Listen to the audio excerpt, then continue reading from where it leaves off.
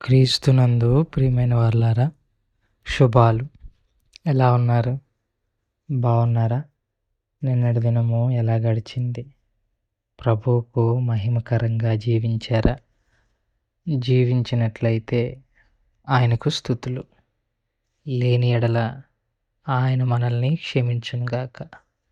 నేటి దిన ధ్యానాంశము సామెతల గ్రంథము 27వ అధ్యాయము 17వ వచనం. సామెతల గ్రంథము 27వ అధ్యాయము 17వ వచనం. ఇనుము చేత ఇనుము పదునగును అట్లు ఒకడు తన చెలికానికి వివేకము పుట్టించును.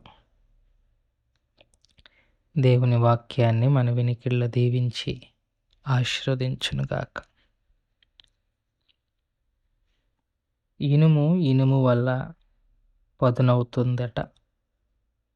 అలాగే చెలికాని వల్ల మరొకడికి వివేకం పుట్టింది. చెలికాని అంటే స్నేహితుడు లేదా కంపానియన్, సహచరుడు, సహవాసి, ఇట్లా ఎన్నైనా దానికి పర్యాయ పదాలు మనం ఇవ్వచ్చు. బట్ ట్రాన్స్లేషన్ ప్రకారం ఫ్రెండ్. నేను దాన్ని ఫ్రెండ్ అని తీసుకోకుండా కంపానియన్ అంటాను. సహచరుడు లేదా సహచరురాలు అని చెప్తాను.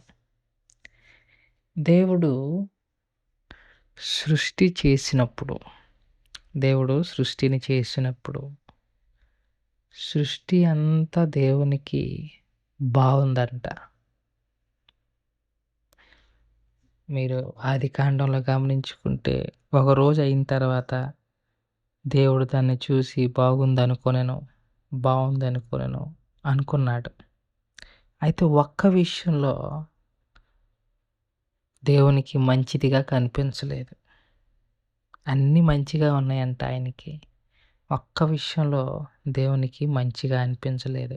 అదేంటి అంటే ఆదాము ఒంటరిగా ఉండటము దేవునికి మంచిదిగా అనిపించలేదు. అందుకే అంటాడు కదా, నరుడు ఒంటరిగా ఉండుట మంచిది కాదు అని.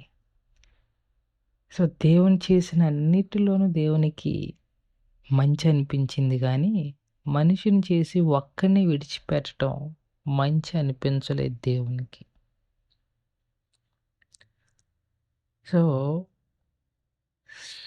సహవాసము, సహచర్యము లేని జీవితము మంచిది కాదు.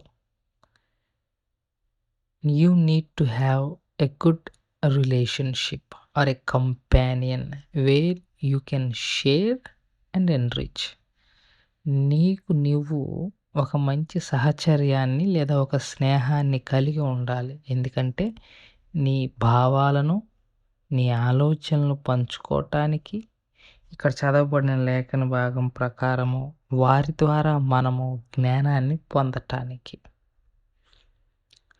ఈ ఉదయకాల సమయంలో ప్రియమైన వారలారా, దేవుని దృష్టి ప్రకారము కంపానియన్షిప్ అనేది దేవునికి ఎంతో ఇష్టమైనది. సహచర్యము అనేది కనుకనే కదా మానవ రూపాన్ని ఎత్తి మనతో సహచర్యం చేయటానికి ఆయన ఈ లోకానికి వచ్చారు. సో సహచర్యం, ఒక రిలేషన్షిప్ అనేది హెల్దీ రిలేషన్షిప్ అండి. మళ్ళీ నేను ఈ రిలేషన్షిప్ అంటే మీకు నచ్చింది అని కాదు. ఒక ఆరోగ్యకరమైన సహవాసము నిన్ను ఆధ్యాత్మికంగాను మానసికంగాను బలపరుస్తుంది. మనం ఏంటంటే అవసరాల కోసం సహచర్యాన్ని పొందుకుంటాం, కానీ మనిషికి నిజమైన అవసరం ఎప్పుడు అంటే అతడికి శ్రమ వచ్చినప్పుడు, అతడికి నిజంగా అవసరం వచ్చినప్పుడు సహచర్యం అవసరం. అంతేగాని డబ్బు సంపాదించుకోవటానికో లేకపోతే మరొకటి కొరకో సహచర్యాన్ని కోరుకుంటాం. ఈ మధ్య ఫేస్బుక్లో పెట్టుకోవటానికి, వాట్సాప్లో పెట్టుకోవటానికి ఫ్రెండ్స్ని చేసుకుంటాం. ఒక ఫోటో తీసి పెట్టి ఫ్రెండ్ అని పెట్టుకుంటాం. ఆ ఫ్రెండ్షిప్స్ కాదు. నిజంగా వెన్ యూ నీడ్ సమ్‌వన్, నీకు అవసరము అనుకున్నప్పుడు వారి ద్వారా దేవుడు నీకు సహాయం చేస్తారు. అలాంటి సహచర్యాన్ని, స్నేహాన్ని నీవు కలిగి ఉండాలి. అలాంటిది ఒకవేళ నీ దగ్గర ఉంటే దాన్ని ఎట్టి పరిస్థితుల్లో కూడా కోల్పోకూడదు. నీ భార్య అవ్వచ్చు, నీ భర్త అవ్వచ్చు, నీ తోబుట్టువు అవ్వచ్చు, లేదా నీ స్నేహితుడు అవ్వచ్చు. ఎవరైనా కానీ నిజమైన స్నేహితుడు నీ నుండి ఏమి ఆశించడు. ఏమీ ఆశించని ఆ సహచర్యము నీకు అన్ని విషయాల్లో నిలబడతాడు. అలాంటి సహచర్యాన్ని కోరుకో. ఆ సహచర్యము దేవునికి ఇష్టమైనది. దేవుడు కోరదగినది. ఎందుకంటే తండ్రి, కుమార, పరిశుద్ధాత్మ వారు కూడా సహచర్యంలోనే ఉంటారు. They are one triune God. త్రిత్వ దైవము. సో, ఆహ్, సహచర్యం ఇంపార్టెంట్ అండి. అది తెలుసుకోండి. ఎవరైనా జ్ఞాపకం చేసుకోండి. ఎవరున్నారు అలా? You need someone. ఎందుకంటే అలా ఒంటరిగా ఉండటం దేవుని దృష్టికి ఏం కాదంట, మంచిది కాదు. మనమేమనుకుంటామంటే పెళ్లి చేసేసాడు.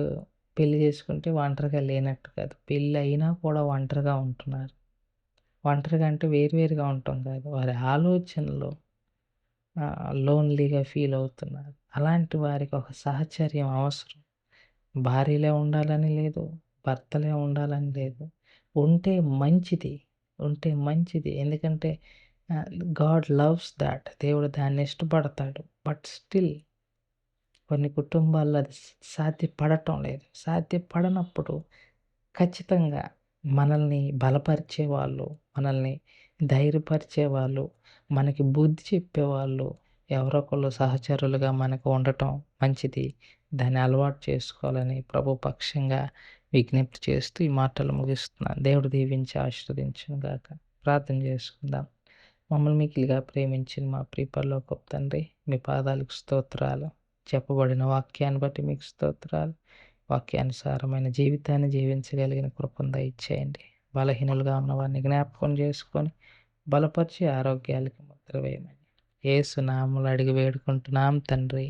ఆమేన్. God bless you.